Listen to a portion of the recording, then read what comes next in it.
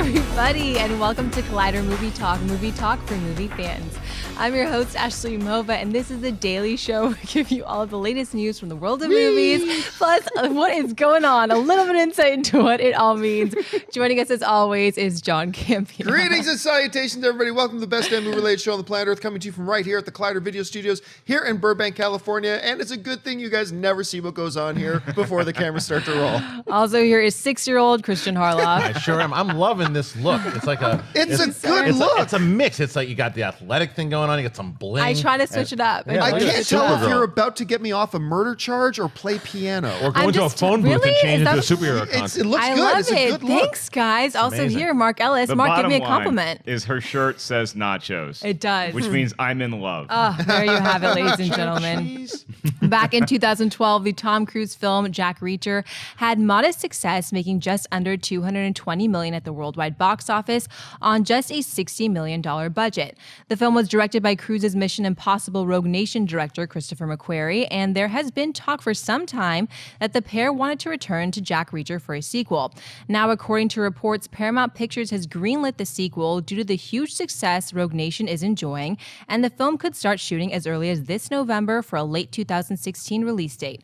No word yet on the plot or cast of the new film. John, is it a good idea to return to Jack Reacher? Absolutely. Not everybody loved Jack Reacher, but that was a movie I really, really enjoyed when I came out. And I remember seeing it a little bit late in the game, so I'd already heard a lot of people talking about it. And some people quite like it. Some people thought it was all right. Some people didn't quite like it. Nobody out of their mind loved it. Nobody out of their mind hated it. It was one of those films, but I was right up near the upper end of that scale. I quite enjoyed it. And it gave us our first real look into Christopher McQuarrie and Tom Cruise working together. Now, McQuarrie has written a lot of Tom Cruise stuff, like he wrote Valkyrie and several other things. So they've worked together. And now, of course, we've seen them work on Mission Impossible together. I've always wanted a Jack Reacher too. Seeing how they've gelled as one of these on-screen teams, director and talent teams, it just makes me even more excited seeing those two guys go back, do Jack Reacher again. I'm very excited for it. So yeah, for me, very enthusiastic. What do you think, Mark? Hated it. I didn't hate the first Jack Reacher, but I was not a fan at all. I thought it was kind of a waste of Tom Cruise's talents, and I still feel that way. I don't need to see a sequel to Jack Reacher. I look at Tom Cruise the same way I look at LeBron James now in their careers, is that why would you go to a team that has no chance of winning a championship? He's doing Mission Impossible, and those movies are great, and maybe he wants to bring back Edge of Tomorrow, and whatever the fan response to Jack Reacher was, Edge of Tomorrow was a lot more positive. Even if the box office numbers don't necessarily reflect it, more people, I think, would rather see Edge of Tomorrow get continued than Jack Reacher. It just seems like a waste of Tom Cruise's ability. He's not going to be an action star forever. He's got a limited window to do these kind of movies, so I would prefer to see him do not just Mission Impossible. He could do something else. He doesn't have to be Ethan Hunt for the rest of his life, but I don't think this is the right vehicle because I didn't enjoy the first Jack Reacher. Could the second one be great? Sure. Could him and McQuarrie have a better rapport and it's a better movie with better supporting characters than we got in the first one? Absolutely. And I'd be the first guy, well, knowing John, the second guy in line to go see the movie. I just can't get behind it. It doesn't excite me. You know, the funny thing that you mentioned, Live, Die, Repeat, whatever it is they're calling it this month, Edge of Tomorrow. Like, first of all, McQuarrie also wrote that as well. So there is that. But remember, we talked about a movie talk earlier this week. It looks like they are going to do another Edge of Tomorrow. And they also talked about how they might start shooting the next Mission Impossible next summer for 2017 release. So it looks like you're going to get your wish. It looks like you're going to get all of these. Yeah, so take a nap, Tom Cruise. Just take a breather. Do something else. Give man. them all of us. Give them all. You're running the clock's ticking on you, Cruise. You don't get that much longer. You can be a full-fledged action star. So give us all this goodness that you're giving to us right now because you're hot at the moment. I'm on a mixture of both of you guys, as where I didn't love the Jack Reacher at all. I'm one of those people that thought it was kind of that Three Stooges bathroom scene was horrible. But but I also understand that there are people like yourself, John, and other people who really enjoyed this movie a lot and had fun with it.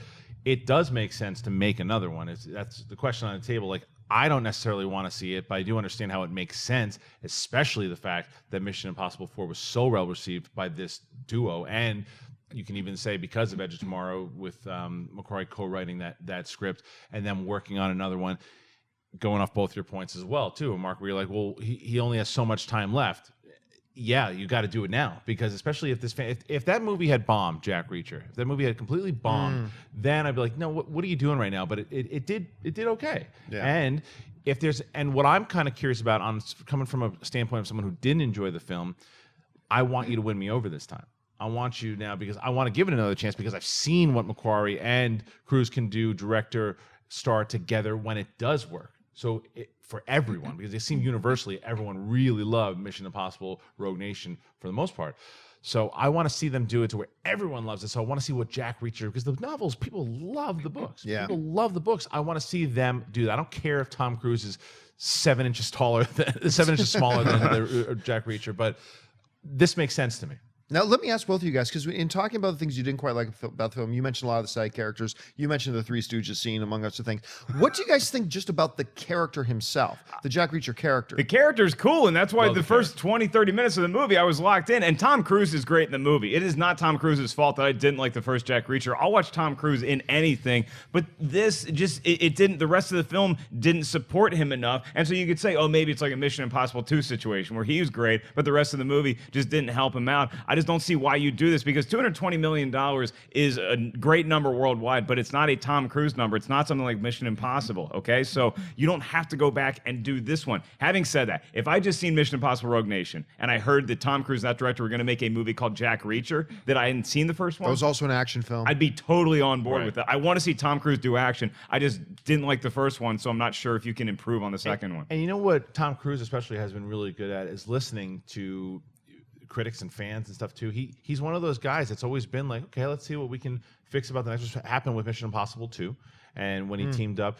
he finds ways. And even if he listened to the people who really liked it, he'll listen to people that didn't, and maybe go and do new things that maybe make it universally loved. So I actually think whatever these two were doing next, I mean, I would much rather see Edge of Tomorrow 2 and then him even do Top Gun 2. I'd rather see Yes. those movies first. Yes. And he's been talking about that too. So I'd rather see that stuff come first, but I'm certainly not going to complain if they say Jack Reacher is coming out with a sequel, because I'd want to see what these guys are doing again. Now, Michael Bay was directing it. I'm out.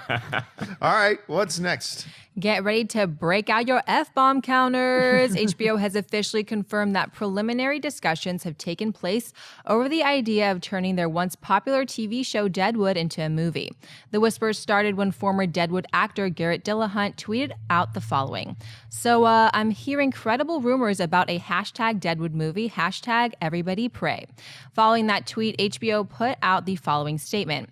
In reference to Garrett Dillahunt's tweet regarding the rumored Deadwood movie, there have only been very preliminary conversations. Kristian, do you think we could actually get a Deadwood movie? And if so, would it be a good idea? This is tricky, because if they do a movie, I think it would be better served on HBO. Because, first of all, Westerns are hard in general to pull off on feature films in general. They're hard to make a lot of money on, especially for a show that's been off the air for so long. That's going to be tough for them to do.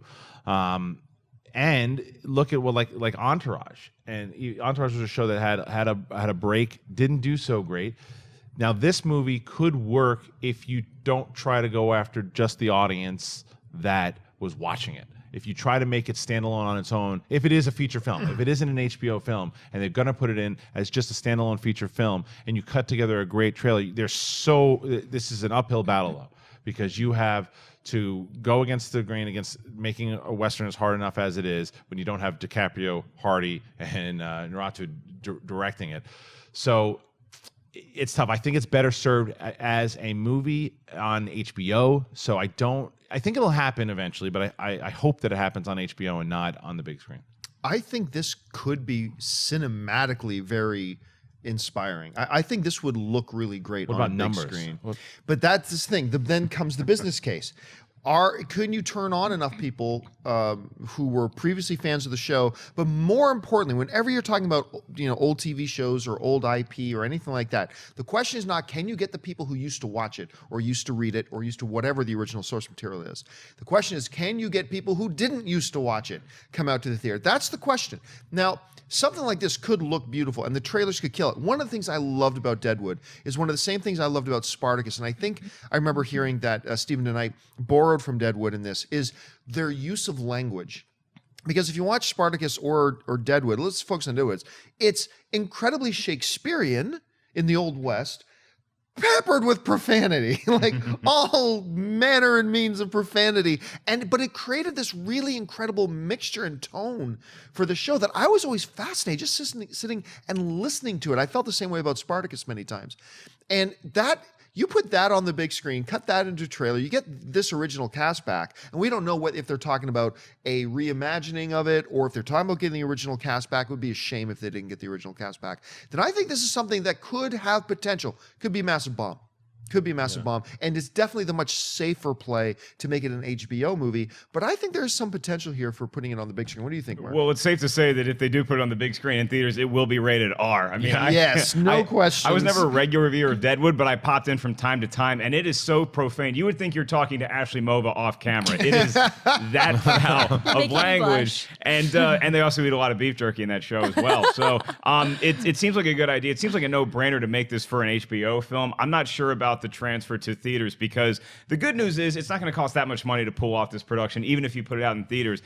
The fan base, though, is my question. Kristian, I thought, brought up a great point with Entourage, is that I thought Entourage had a huge fan base. One of the bigger ones, that and Game of Thrones, and Sopranos, the three biggest fan bases of HBO shows ever, and it just didn't do that well. So as long as you have modest expectations for Deadwood, and that's factored into the budget, it doesn't cost that much to even do an episode of Game of Thrones from a movie standpoint. So you can do this on the cheap, and you don't have a lot of like A-list star power that you have to pay $20 million to. You could do it. I just think it makes a lot more sense to put on HBO. Yeah. One of the interesting things about the whole Entourage, going back to another point that we discussed previously, was that with Entourage, I think one of the key things that led to the failing of the movie, and I enjoyed the movie, I thought it was entertaining, but that one of the things that I think led to its failings was that, remember how we were mentioning, it's not about can you go and get the original audience back. The question is, can you go out and get people into the theaters that weren't a part of the original audience? That movie and their marketing did nothing to appeal to people who didn't watch the show. All of their marketing was focused on, remember how fun it was hanging out with the guys in Hollywood? And so anybody who wasn't originally a fan of the show, like I have friends of mine who didn't watch the show, were like, I have no interest in seeing that. Well, I think I agree with you, and I think, but this is a show, Deadwood, that would be easier to try to get away from doing that than Entourage was, because you have to know the personalities in Entourage, because even though you don't want to catch you up with it, you have to know a lot to really be invested in them. As we're in Deadwood, you can market this as just a Western, a brand new Western with a brand new thing. That's almost like what we do with Star Wars, to where we're like, if you read the canon stuff, it will be, point. you know what I mean? Yep. Like if you've read the books, it'll be nice for you to get this special surprise when you watch it, but you won't be lost watching it. Same thing with the movie. If they shoot it as a complete standalone, like this is a brand new Western, like you wouldn't even have to have known it was a television show, then it could work. But you also run the risk of alienating the hardcore fans that love the TV show, because if they feel like you're dumbing it down too much to appeal to an audience. No, I'm not saying dumbing it down. I'm just telling you you could do a show where you don't have to be so on the inside for watching all these different references. You can just make it like a new standalone story that happens in the world of Deadwood. And so when you're watching, but the thing is, in general, I don't care what they do, Westerns are hard to pull off financially to make a profit. So regardless of how they do it, whether they make it towards the hardcore fans, it's always hard to make a Western. But I think they can market it really well on HBO to where it's coming back. It's coming back, more promotion. I think it benefits them more to do it on HBO. All right, we'll compromise. Put it on Cinemax. Oh, and one last thing. If you haven't seen, I was late to the party for Deadwood. I only watched it for the first time like maybe a year ago. I put it on and I binge watched the whole thing, and I really enjoyed it. If you are a Sons of Anarchy fan, watch Deadwood, because you are going to be shocked. Like 6 or 7 Sons of Anarchy regulars are in that show. And one of the big ones that stood out to me was, remember the Doc? The Doc in Deadwood, he's, the guy, he's back right there, a second beside Ian McShane. Right. I remember watching the show and thinking, why does his voice sound so familiar? It's an actor by the name of Brad Dourif, who played Wormtongue in the original Lord of the Rings films. I was like, that's why he sounds so familiar. He played Wormtongue? Yeah, he was Wormtongue. Isn't that crazy? You sure? I'm absolutely sure. Wow, all right. Absolutely. I know, it's crazy, sure right? The fans will let us know. All right, folks, listen, we've reached that part of the show now for buy or sell. Here's how this works. In front of her, Ashley's got a few other items in the world of movie news. She's going to run them down. Then those of us at the table are simply going to say whether we buy it or sell it. So Ashley, what do you got? Yesterday, we showed you the first official poster for the upcoming Bradley Cooper film Burnt, and today the first official trailer has dropped. Chef Adams Jones, played by Cooper, had it all and lost it. A 2-star Michelin rock star with the bad habits to match, the former enfant terrible of the Paris restaurant scene did everything different every time out and only ever cared about the thrill of creating explosions of taste. To land his own kitchen and that third elusive Michelin star, he'll need the best of the best on his side, including the beautiful Helene, played by Sienna Miller. Mark, buy or sell this first trailer for Burnt? I'm gonna sell it. I love the cast. I love food. This trailer felt like I've seen this movie 1,000 times, where it's a guy that had it all and then he lost all and he's got to work to get it back, and it didn't do anything that new for me. I get that Bradley Cooper's a star and he's a fantastic actor, and maybe he gets another Academy Award nomination out of this. He's got a fantastic cast. This trailer didn't really engage me in the movie. I'm not that big of a fan of like fancy restaurants. I like Chef. That movie was great. It made me very hungry, but I could go to Morton's or I could go to Fuddruckers. So maybe it's just not appealing to me personally. I just didn't care about this particular trailer. I don't care about seeing the movie now. Yeah, I got to say, I am very by a hair, I'm going to give it a buy. The trailer didn't do anything to really overwhelm me, make me go, holy crap, I cannot wait to see it. But it intrigued me enough to see it. And we were talking in our pre-production meeting too about watching the trailer did give me the sense of the first time I saw about 6 or 7 years ago, a real documentary about how a real New York restaurant kitchen runs. And I remember thinking, this is the most stressful thing I've ever seen in my life. And I think what is going to slightly push me over the edge into the buy territory is that I thought the trailer captured a little bit of that, and it made me feel that energy about it a little bit. So it at least intrigued me. I'm not super stoked about the trailer, but just by a margin, I'm going to give it a buy. That's a big, huge buy for me. I really want to see this movie, and I like even though a lot of people didn't like John Wells' last movie, which was Osage County. Which I thought was a really great play put on screen. And I thought what he did really well was capture human drama. And I think that's what this movie is. I think that's what this movie's going to be. I loved Chef. It had a lot of comedic elements. This doesn't seem to have many comedic elements at all. I want to see that world. I don't know a lot of movies. You said, I mean, I know this, Mark, what you're saying as far as the structure, we've kind of seen it before, but yeah. I've never seen that really in the kitchen world yet in the movies. I mean, everything that I've seen so far. Well, I just saw it with Chef. I mean, it's like he had it all, he lost it, and he's got to work to get it back. Sure, but as far as story beats, yeah, but there's still like that comedic element with Leguizamo and his kid, and it was a little lighter and a little fluffier. There were dramatic elements for sure, but this seems like that we're going for an Oscar here, kids. Now, whether or not they're going to get it or not, I have no idea, but I want to see Sienna Miller and Bradley Cooper. These two keep acting together. They're going to wind up in a real relationship. But with a fake baby. Yeah, and so I actually think that this is a movie that to me could really be intriguing that people are talking about. So I'm see, maybe that like subliminally I was watching it and I felt like they were beating me over the head with hey, this isn't Chef, we're going for an Oscar here. I don't like when I can tell that movies are trying to position it as so dramatic, and I get it's really stressful working in kitchens. It just didn't leap off the screen to me to be like, oh no, this is the story I need to see again. By the way, you were right, and the thing about the doctor, Brian Dorff? Yes, but the thing was, the picture screwed me up because I always remember him from One Flew Over the Cuckoo's Nest. Oh my goodness. That's where I was. Sorry. All right, so the next subject, I got to find out some movies this guy. All right, what's next? Director Colin Trevorrow is still riding his high after directing the biggest blockbuster hit of the year, Jurassic World, and now it looks like he's found his new leading lady for his newest film. According to reports, actress Naomi Watts is in final negotiations to star in Trevorrow's new film, Book of Henry. Watts recently starred in last year's Best Picture winning Birdman and can be seen in no less than 7 more upcoming films between now and 2017, including the final 2 installments of the Divergent series. John Byersell, Colin Trevorrow casting Naomi Watts for his new film. Oh, buy. Huge buy. I mean, Colin Trevorrow is somebody that now fascinates me because he did this great little low-budget indie film in Safety Not Guaranteed. He transitioned into giant blockbuster, and while I'm not jumping up and down with excitement about Jurassic World, I enjoyed Jurassic World, and that's not an easy thing to do with a big giant blockbuster. Jurassic Park 2 and 3, anybody. He far exceeded those, and now he's going to transition to this Book of Henry movie. I'm fascinated to see what he does. Naomi Watts is one of these actresses that not year in, year out can you think she's going to be up for an Oscar discussion but you know she's going to bring it. I love her. I absolutely love her. Whenever she's on screen, she captivates me. Her performances always transcend off the screen into the audience.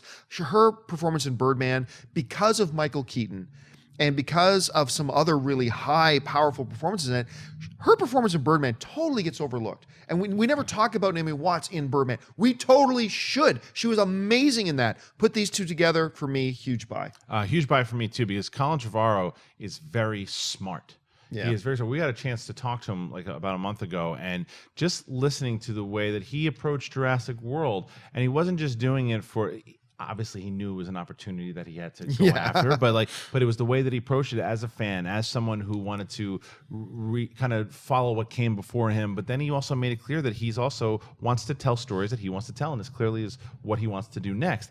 And it's also what a smart director does when it's like, give me I'll take the small one to start myself off, hit you with a big one, then do something I'm also passionate with. And that's how you build a really good resume as a director. And getting Naomi Watts, smart move for him again, because she is one of those actresses that you want to also show, yeah, I can do the big blockbuster things, but and not that Chris Pratt and Bryce Dallas Howard aren't tremendous actors, they are, but when you have someone of Naomi Watts' caliber, it's like, now look what I can do with another level type actress as well too, that also shows more on the resume for a director. It's like, yeah, I did this, I'm working with these quality type of actors. He's making all the right moves now and putting her in there. You're right, she just always brings it. And this is clearly a passion project for him. I mean, not much is known about what this screenplay is or what the movie's about, but he's seen it and he's been a fan of this material for a while. So it's totally a smart play. It's like what Joss Whedon did after he made The Avengers. Then he went and did Much Ado About Nothing, and he filmed it for 2 weeks in his house. I don't know that this production is going to be that small. When you have talent like Naomi Watts interested, Colin Trevorrow, you're right, is doing everything right. And I love that Book of Henry does not have the name like Jurassic Park 2 or Star Wars or King Kong in front of it. It's a different kind of movie. You know what it makes me think, though, too, and we can even talk about this in a couple hours from now. But it makes me think, though, if you're able to get this little smaller movie, there might be another bigger one coming right after us. Could be. I mean, look at the guys like Christopher Nolan, right? He would do Batman film. Let me get away from Batman. Do a smaller film. Next Batman, not that his films were ever small, but let me do my own film. Away from Batman the genre. film, yeah, Right. then away from the genre film. Final Batman film, away from the genre. It's a really nice, and maybe that's something he's setting up. All right, folks, we've reached that part of the show now. It's Thursday. It's What's Opening This Week, brought to you by our friends at AMC Theaters. Now, and What's Opening This Week on Tuesday, we talked about one of the major films opening straight out of Compton. And today we're going to talk a little bit about the other major film opening, The Man from U.N.C.L.E. So, Ashley, tell us a bit about it.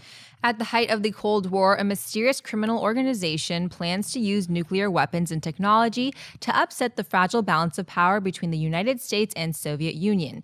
CIA agent Napoleon Solo, Henry Cavill, and KGB agent Elia Kuryakin, Armie Hammer, are forced to put aside their hostilities and work together to stop the evildoers in their tracks. The duo's only lead is the daughter of a missing German scientist, whom they must find soon to prevent a global catastrophe. Kristian, should people go out to see The Man from U.N.C.L.E? I think it just depends on what your budget's like right now. It really does. It's like it's not a movie that I'm going to tell you, okay, guys, wait a minute. I just saw A Man from U.N.C.L.E. Get into the theaters and go see it immediately. However, if you're going there and you're like, I was curious about that movie and I was going to go see it, should I? Then I would say yeah, because it's a fun movie. Guy Ritchie really has fun with this with the spy genre, and I think I was not a fan of the original television series, but from what I hear, it pays nice tribute to it. I think Armie Hammer is the best that he's been in a while. To me, it's not really saying that much, but he's been. It's nice to see him have this type of chemistry with Henry Cavill, and I love Alicia Vikander. Anything she's in, I'm all for. She's in that movie, Burnt. It's probably why I bought it. But this particular movie, if you're going to the theater and we're planning on see it, then I would say go check it out. But I also don't think you would be upset if you caught it on cable. I will be one of those guys who says, I just saw this movie and I think you absolutely have to go. I loved Man from U.N.C.L.E. I had so much fun with it. It harkened back. We talked a lot about it in our review the other day, but it harkened me back to a lot of the spy genre films from the late 80s, early 90s, but all the best pieces of it. I just thought, and the chemistry between the guys was far better than I thought it was going to be. This is a great weekend if you are a movie fan and you love going to the theaters like I do. You got Straight Outta Compton, you got The Man from U.N.C.L.E. Plan on making multiple trips this week. I absolutely think you should go see Man from U.N.C.L.E. Yeah, you can go see it.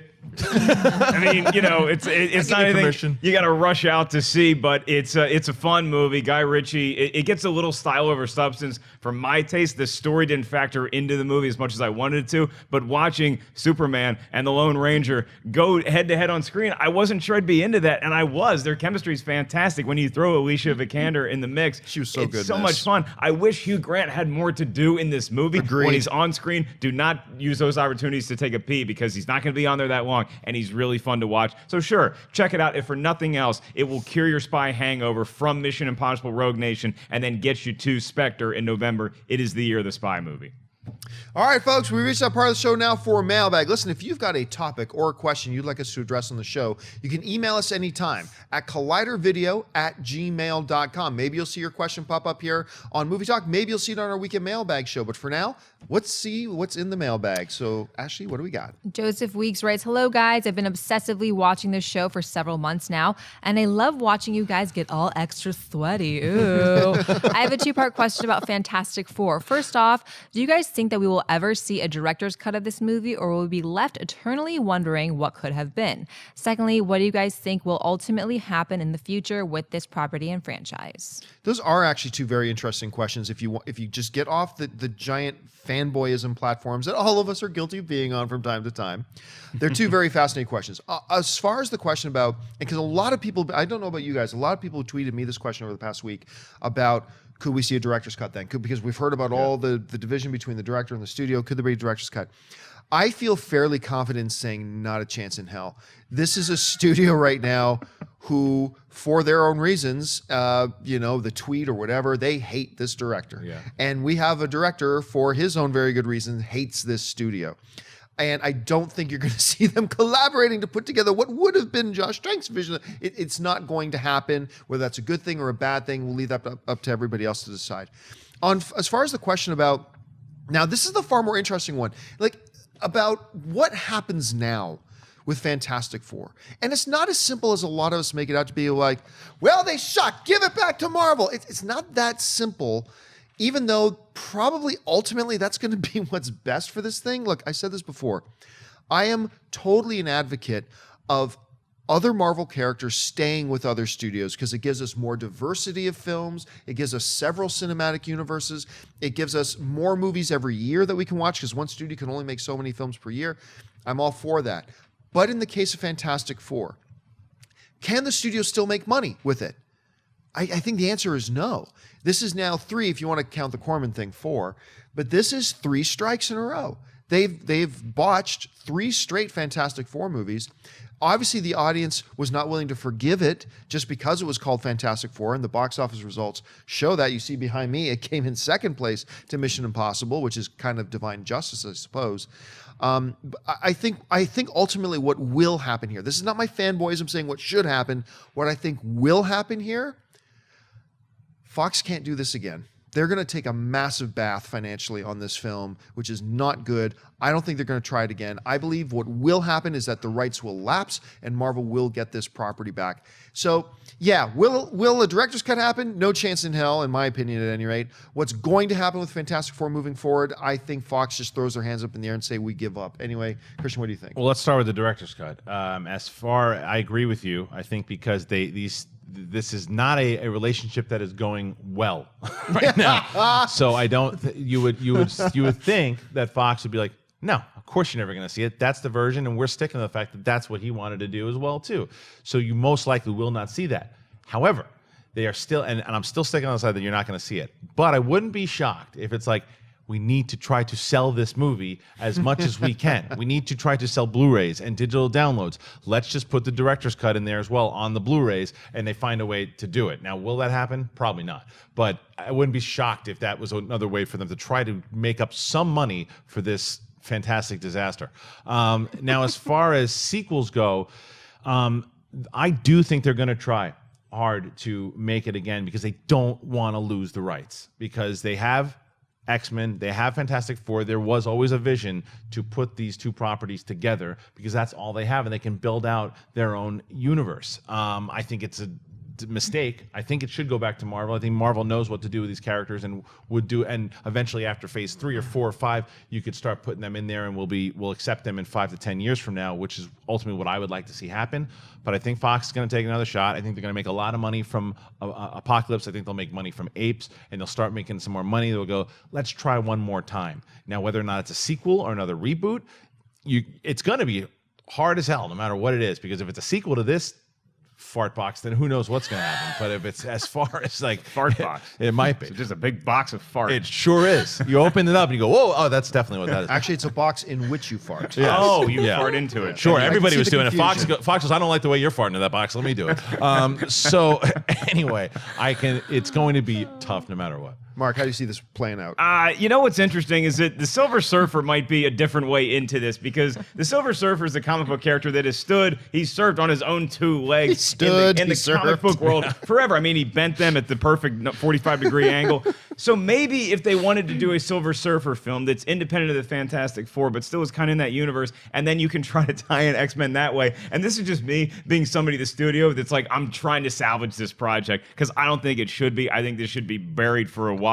Having said that, you were laughing at Fartbox? No. I'm just saying, I'm saying, I'll say, do you know? You bury a Fartbox for 20 years and it still stinks. No, I was just saying, you know who is hoping that they decide not to do it? The actors who locked themselves into a contract to do sequels. Oh, yeah, that's right. Because they don't want any part of No. this. You think Miles Teller would rather be a New York Jets quarterback right now than be back in Fantastic Four. Right. Having said all that, I wasn't around when Superman 2 was released, and so I don't know how much Richard Donner hated that version of it and how long it took for the Donner cut of Superman 2 to see the light of day. But maybe 20 years down the road, and Josh Trank has made a bunch of incredible movies since Fantastic Four, since that disaster. Maybe he ends up doing a big budget movie and does some cool independent ones, and then he wants to come back, and somebody else is the head at Fox and says, you know what, let's dig that up because the fans are really curious about it. I feel horrible for Fantastic Four fans. I know there's a lot of you out there. I just do not care about seeing a sequel to this movie or any Fantastic Four stuff for a long time. Here's an interesting scenario. Let me pitch this by you. It is clear from everything we know from behind the scenes, Fox knew they had a disaster on their hand a long time ago, and they probably know they know they botched this movie. They hid it from journalists, all that kind of stuff. So they've known for a while. The question is, how long have they known they completely botched this? If it's been for a while, let me pitch a totally unlikely scenario to you. They've known for a long time, we just screwed this up. We screwed up this Fantastic Four completely. No one's going to like it. We're going to have to reboot it again if they do want to hang on to the rights. Okay, so let's get on the phone with Bryan Singer. Bryan, can you throw in a scene where you take one of these 10 actors and just have a short scene where Professor Xavier introduces him to somebody and says, this is my friend Reed Richards. And that's it. That's all you got to do. Boom, door open for rebooting it yet again in a very short period. Could you see Fox trying something, a stunt like that? I mean, in Apocalypse? Yeah. They would have had to have known for a while that this was going to suck. I mean, I could see them maybe if they were going to do it, that would work. Post-credit scene. I could see Bryan Singer going, "No thanks," So when something stinks this bad, you got to get as far away as you can because you run the risk of corrupting your own movie Apocalypse with this. This thing is like a skunk spray. Okay, they should bathe X-Men Apocalypse in tomato juice to make sure nothing from Fantastic Four gets on that movie. You do not want to cross these franchises over right now. Excellent point. Skunk Box. All right, what's next? Paul Holshin writes, Dear Collider Movie Talk, I love your shows a lot. I was writing to see what your expectations are for The Martian, and if it could be an Oscar contender like Gravity was in 2013. Keep up the great work. Thanks so much for the question. First of all, when people ask questions, what about X movie opening in a few months? Do you think it could be an Oscar contender? The real answer to that is yes, because any movie could be an Oscar contender. We haven't seen it. We don't know. I mean, so could it? Sure. Could it not? Sure. I mean, no idea. Director Ridley Scott right now is in a really rough patch. It has been a lot of years and a lot of films since he put out a movie that I thought was any good. I think he's got like 5 strikeouts in a row right now. So we're in an era right now where I don't give his movies benefit of the doubt. That being said, The Martian is a fantastic book. I think the trailers have looked wonderful. He also has an incredibly gifted cast. And if you've read any of the book, you start to get the feeling Matt Damon is actually the guy to play this role. So I have a lot of hope for this film, Could it be Oscar contender? Sure, anything. But at this point with a Ridley Scott film, I'm just hoping for a good film. So that's where I'm at on this. Anyway, Kristian, how do you see it? As far as it being an Oscar contender, sure. I mean, one of the things you also do know, like when Texas Chainsaw Massacre comes out in January, though, probably not a good shot. But but if you get into October through December, studios place movies there for the most part that they think could have a shot at getting some awards consideration. Now, Ridley Scott still has the name. I'm with you. I'm on the same page. And I agree. He still has the name. He's still Ridley Scott. He's got the name, but he needs a hit. And this is a movie that he kind of came on to. He wasn't involved in the creation of it from the beginning. So Matt Damon more so was already attached. And Matt Damon, we know, talented writer, good producer. So maybe helping him along could be great. My expectations. I thought the trailer was good, but gave away too much. I thought I saw the whole movie again. I'm sick of this already. I'm sick of every movie. I didn't watch the Hateful Eight trailer because I don't want to know anything about it anymore until we have to review it on this show. Yeah. You're going to be fine, by the way. You can watch the Hateful Eight trailer. The Martian. But in regards to the movie, I am looking forward to it, and I think it goes back to the fact, of nostalgia purposes, with Ridley Scott, I'm always rooting for him. I always want him to do that movie. I'm like, okay, Robin Hood, be good. Come on, Prometheus, Exodus, forget it. But I still got one more. Come on, be good. See, I think the Academy feels the same way, and that they're known to give Lifetime Achievement Awards for people for an individual film, even if that particular movie wasn't the greatest thing they've ever seen. The problem with The Martian is, I think, still the writer brought up Gravity. I think that is what torpedoed Interstellar's chances at being like a huge Oscar contender, even though Interstellar maybe wasn't as great as we thought it was going to be. Same thing with The Martian, is that I think people maybe have a little bit of fatigue of seeing a space movie that is so dramatic and is going to be an Oscar contender. Not that people don't want to see The Martian, but as far as seeing it in a contention for award kind of play, I don't see it coming. However, I love what our man behind the scenes, Ray, was able to do with Matt Damon finding an Oscar. The thing is that Matt Damon had just enough of a prominent role in Interstellar to make people just get that tiny tinge of fatigue of seeing him as an astronaut. So I think the movie, just the circumstances around the movie, not the film in particular, are going to torpedo its chances of winning Oscars. Let's hope that he did, because I agree. Like you think of him right away in Interstellar now because of but we also thought of Oblivion with Tom Cruise. Yes. So let's hope that he entered tomorrow's. I'm rooting for it. Yeah. And speaking of, I'm glad you brought that up. Ray constantly, every day, makes these fantastic. I actually had people tweeting me, where can I get that D23 graphic that you guys had on yesterday? Ray, we've got to come up with. We'll figure out a way that we can make like all of Ray's daily images just put them on together. Instagram? Maybe we'll put them up on Instagram or something at some point. We'll think about that. All right, last question of the day. Sean Burtz writes, "Hi guys, love the show and watch every day. A while ago, someone on the show said that they would never do an R-rated Batman film. My question is, why not? It would be really awesome. It's not like they can't make 2 Batman films in 1 year. The R-rated one could be a lot smaller, just him hunting down street-level criminals, use practical effects, and use a small budget so they don't need the children appeal in the film.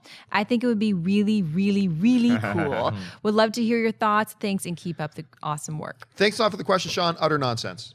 Utter nonsense. I mean, here's the thing. What is considered by many, many people think the first Avengers is the greatest film of all time, but there's a whole lot of people out there who also think The Dark Knight is the greatest comic book film of all time. It's a masterpiece of a film, won some Academy Awards. A lot of people thought it should have been nominated for Best Picture. One of the greatest films ever. Wasn't rated R. R does not equal good. R does not make something better. There are some properties that really lend themselves to being R. Deadpool, for example. I was fine with them doing a PG-13 Deadpool if that's what they want to do, but we really wanted Deadpool to be rated R. That one lends itself more to that. Batman is not, nor has it ever been, an R-rated property in any sense of the word. Even look back at some of the most grim and gruesome stuff they've ever done in the comic books, like when the Joker killed Robin, right? Spoiler alert. When the Joker killed Robin, with that crowbar scene, even in the look that anybody who read that issue, it is stuck with you for your whole life. When you read that issue with the Joker killing Robin and beating him with the crowbar and all that kind of stuff, even that was PG-13. Because what did they do? They showed him hitting him a couple times with the crowbar, but we see that on television. But when he's finally like beating him to practical death with the crowbar, you never see the crowbar hitting him, right? It's PG-13, and yet had all the impact, had all the everything. You can't make 2 Batman films in 1 year because one's going to lose money, one's never going to make anything. It's just the way that it goes. And the one you were describing about, hey, just have it low budget, he's just hunting some low-level criminals in the streets, then why does that have to be a Batman film? That can be Jack Reacher. Punisher. That could be the Punisher. That could be anybody. So this whole notion that R makes it better is nonsense. R is good if it goes with a property that lends itself to being R. Batman has never been an R-rated character. It's never needed to be. And the very fact that we've got probably what some people consider to be the best comic book movie in history is a PG-1. It begs the question, why would you alienate a big chunk of your audience to go R when you already know you don't have to go R with it? So that would be the way I would see it. But Kristian, how do you see it? I agree with you, and I think that the question might have stemmed because of Deadpool. And you see Deadpool and you go, well, wait a minute, why can't they do this for Batman? You have to realize Deadpool has not been established with a film audience yet. This is the first time we're seeing him and first time we're being introduced to him because he's coming off the page the way that he was intended to in the rated R world. I was actually one of those people who thought Deadpool needs to be rated R if you're going to take what has been so incredible about the comic with the F-bombs and the extreme violence. That's, like you said, John, not Batman. You've set up Batman so many times in film, starting off since 1989, where he has been in a world that has been able to see younger audiences and people under 17 to see these movies. And I disagree with Sean, I believe, who wrote the email, who said if you make it rated R, you're taking out the childish stuff.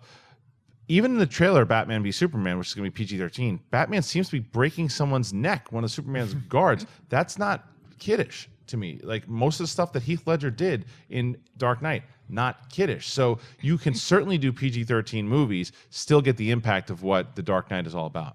Look, like the writer, I really want to see Catwoman naked, okay? I want to see it as bad as you do. And I will say that if you made a R-rated Batman movie, just if it came out, a lot of people would want to go see that movie. That movie would be so financially successful. The only thing that would do better than an R-rated Batman is another PG-13 rated Batman. So the reason why the studio would never do it is because I think they can get away with enough stuff in a PG-13 Batman to where you don't need to put the R restriction on there and lose all those dollars when you can pretty much pull off the same stuff. And The Dark Knight proves it. There's a lot of dark stuff in the comic book, but I agree with you boys. I think that you take Batman, you make him R-rated, you make him lose that mask, you put on a different shirt with a skull on it, and then that's your movie. The Punisher. And there's your and going to the Punisher and going to Deadpool. What do those characters do?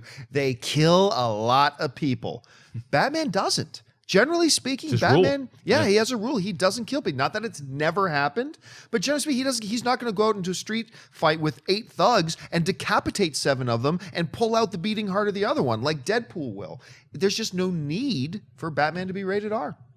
All right, folks. Thank you so much for joining us. That'll do it for us for this installment of Collider Movie Talk. Thanks you so much again for supporting us every day the way that you do. Listen, don't forget, lots of great films are playing out our friends over at AMC Theaters. Head on over to www.amctheaters.com for all of your theater, showtime, and of course, your movie ticket information. If you want an audio-only version of this episode, just search on your favorite podcast app for Collider and you will find our audio-only podcast there. And of course, most importantly, subscribe to our YouTube channel. We just crossed 100,000 subscribers the other day. In 1 month, we went to 100,000 subscribers. Thank you so much, guys, for your support.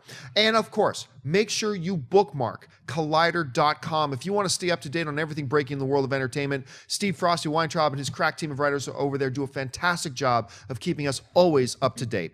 I want to thank the guys sitting at the table with me. First of all, sitting over here on my left, Mr. Mark Ellis. Mark, where can people find you online? Well, first of all, you should know that Wormtongue was also in Dune. There you go. That's my contribution to the show today. Online at 5150, Ellis on Twitter and Instagram. And all 3 of us are going to be at D23. So come up, say hi, give me a hug, give these guys a kiss. Sitting over here, Mr. Kristian Harloff. Kristian, where can people find you? I'll take a high five. You guys can find me at Kristian Harloff on both Instagram and Twitter. And make sure today, supersized episode, sorry, Dennis, of Jedi Council. Today, we're talking about all the pictures on Entertainment Weekly, a lot of theories, a lot of speculation. If you're a Star Wars fan, or even if you're not, you should come check it out. You know, I'm gonna say this. I'm gonna do this. Maybe I shouldn't do this. Maybe you guys will hate me for it. So we're all gonna be in Anaheim at D23, the 3 of us at this table tomorrow night. We're probably gonna grab dinner somewhere. At some point, I will tweet out where we are. I will tweet out where we are. After we're done eating. Yikes. After we're done eating. After we're done eating. And the first person who comes up to us and say, I watch Movie Talk, I will have a classic, now collector's item, out of print, Sons of AMC patch shirt. Oh, that's awesome. For you. Wow. First person to find us after I tweet in Anaheim where we are, I will give that shirt They'll out. be like Kylo Ren. It's a relic. It's an old relic. I'm going to tweet out the odds of which restaurants we're going to be at. Early odds say Denny's is a 3-1 favorite.